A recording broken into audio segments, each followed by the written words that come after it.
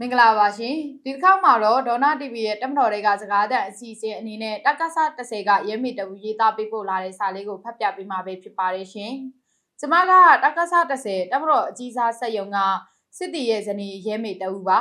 တက္ကသ30ဟာရှမ်းနယ်လေတပ်နဲ့ကက်လျက်ရှိတဲ့တပ်ဖြစ်ပါတယ်အထက်လူကြီးများသိအောင်ပြောပြပါဦးတက္ကသ30မှာစစ်သမီးတွေခန့်ထားပြီးအဲကွန်ခန်းထဲမှာဘာအလုံးမှမလုပ်ခိုင်းပါဘူးGD ဝန်ထမ်းအချောလေးတွေဆိုလဲအလုံးမခိုင်းမဲလားစာပေးပြီးသူတို့နားမှာပဲခေါ်ထားပါတယ်လူကြီးတွေအတွက်ကော်ဖီဖြော်ပေးတာလောက်ပဲလုပ်ရပါတယ်ဒီကြားထဲအိမ်အောင်ရှိအမျိုးသားတွေနဲ့လည်းဖောက်ပြန်ကြပါသေးတယ်လူကြီးသွားတိုင်လည်းဘာမှလုပ်မပေးပါဘူးသွားတိုင်နဲ့ရဲမေကိုဆဲလွတ်ပါတယ်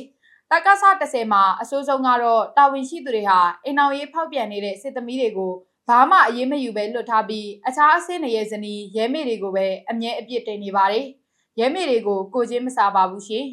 တာဝန်ရှိလူကြီးဆက်ယုံမှုကလည်းငွေကိုပဲစိတ်ဝင်စားပါတယ်။သူငွေရရင်ပြီးရောနေနေတာပါ။ပြီးတော့စစ်သမီးတွေကိုထိရင်လည်းလုံးဝမရပါဘူး။တက်ထောက်နဲ့ပေါင်းပြီးနှိုးစီမပေးတာ9လရှိနေပါပြီ။တက်တွင်းကိုမပေးပေမဲ့အပြင်ကိုကြတော့ခိုးထုတ်ပြီးရောင်းနေပါတယ်။ရိတ်ခါထုတ်သွားပြီးတက်ကိုရိတ်ခါရောက်လာရင်လည်းဆန်ကိုစကွဲနဲ့ပြန်ရောပြီးမှထုတ်ပေးပါတယ်။ကလဲပဲဆိုလဲပိုးထိုးတွေကိုပဲပေးပါတယ်။ဒုတိယဗိုလ်မှူးကြီးထွန်းမင်းအင်းနဲ့တက်ထောက်တာဝန်ခံအောင်လာမျိုးဝင်းတို့ကပေါင်းစားနေကြတာပါ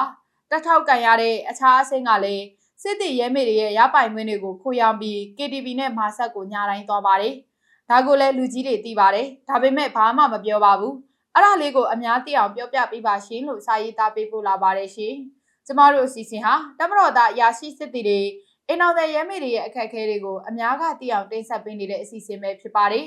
တမတော်သားအရာရှိစစ်တီတွေအိမ်အောင်တဲ့ရဲမေတွေအနေနဲ့ကျမတို့အစီအစဉ်မှာပါဝင်ခြင်းရင်မက်ဆေ့ဘောက်ကနေတဆင့်စာပေးပို့ပြီးပါဝင်နိုင်ပါတယ်ပေးပို့လာသူတွေရဲ့အချက်လက်တွေကိုကျမတို့အဖွဲ့သားတွေကလှုပ်ဝက်ပေးထားမှာပဲဖြစ်ပါတယ်ရှင်